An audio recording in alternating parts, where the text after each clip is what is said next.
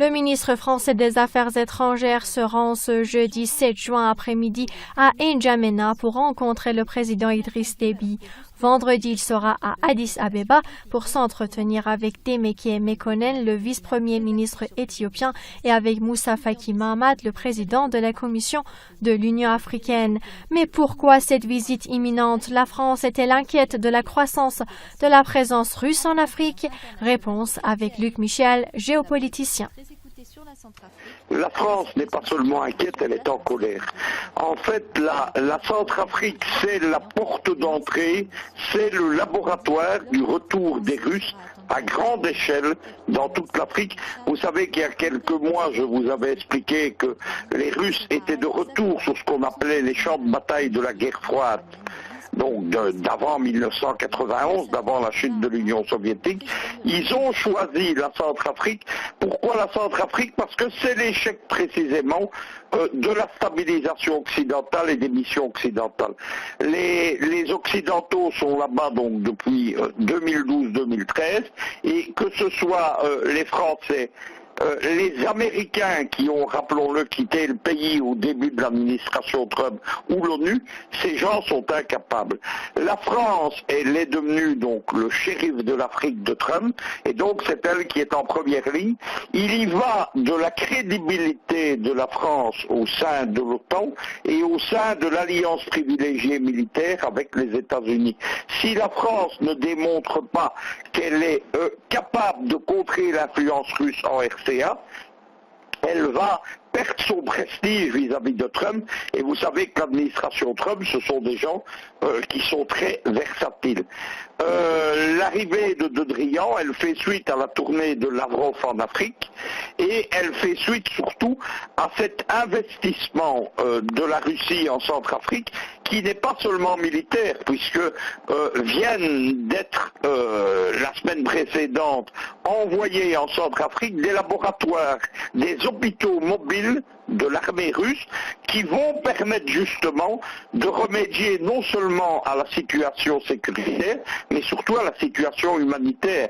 Il n'y a plus d'hôpitaux, il n'y a plus d'infrastructures médicales en Centrafrique, et donc les Russes arrivent là avec leurs hôpitaux mobiles, avec une expérience, avec du personnel formé, ils vont immédiatement combler un problème social et humanitaire, et en plus ils vont démontrer que contrairement aux Français, aux Américains, à l'ONU, eux font quelque chose pour la population.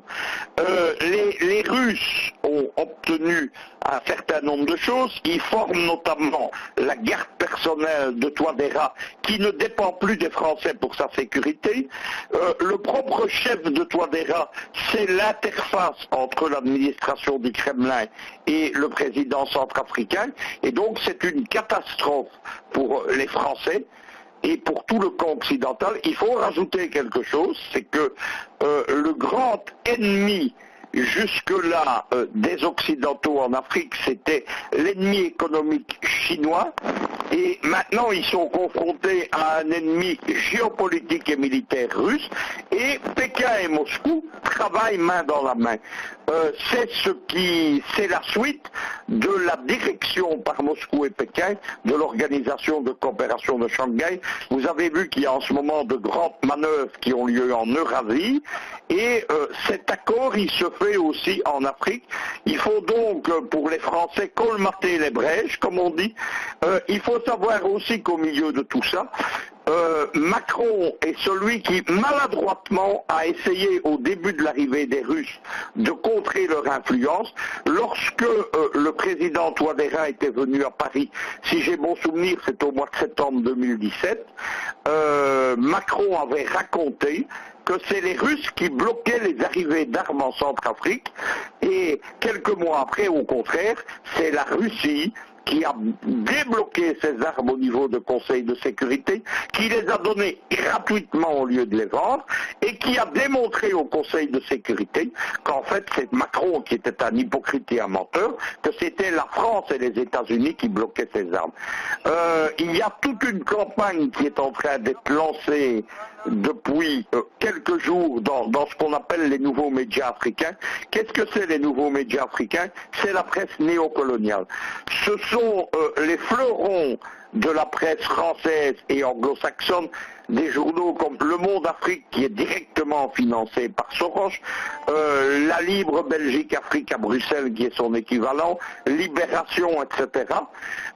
Ce sont derrière ça toute une série de journaux dits africains, mais qui sont également dépendants des réseaux de Soros et de son associé Mo Ibrahim. Et donc cette nouvelle presse africaine, partant de Paris et de Bruxelles, elle a lancé une grande campagne de diffamation contre les Russes en Centrafrique. Il y a une très grande attaque qui est menée. On accuse les Russes de tous les maux, on les accuse de vouloir s'emparer du sous-sol, on les accuse de choses pareilles. C'est pas un hasard, vous savez que la presse en Afrique, c'est comme une préparation d'artillerie pour des campagnes politiques et diplomatiques. Et donc l'arrivée de Le Drian, elle est en train d'être préparée par cette presse. Je ne pense pas que le ministre français, n'oubliez pas que c'est l'interlocuteur de la Centrafrique avant Macron déjà, il a prouvé qu'il était quelqu'un qui ne tenait pas ses promesses et quelqu'un qui n'était pas capable surtout d'assurer la sécurité de la Centrafrique.